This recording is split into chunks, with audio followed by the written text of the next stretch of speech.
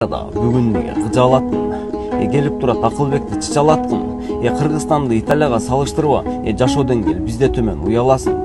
Араң оокат кылып жаткан элибизге айтчычы эмне анчалык убарасын. Кой Акылбек, токто кайда шашасын. Тынч турган эл тыптынч эле жашасын.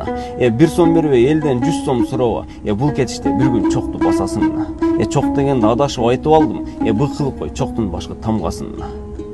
Кайдан таптың кассанын аппаратын, ишкерлерди кандай күнгө алып барасың, казынаны каалагандай толтура бер, уурдабастан кайнан элдин каражатын.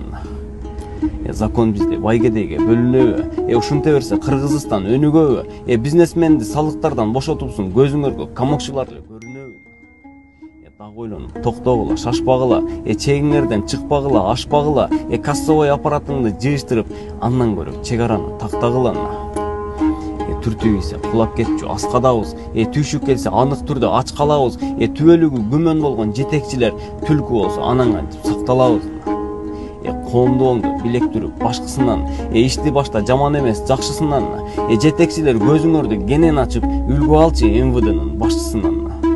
Кыжырына тийип алдың ишкерлердин, Акылбек бул жагынан кандай дейсиң, саяк жүргөн текедей сен да барып дордойчудан бир күнү таяк жейсиң.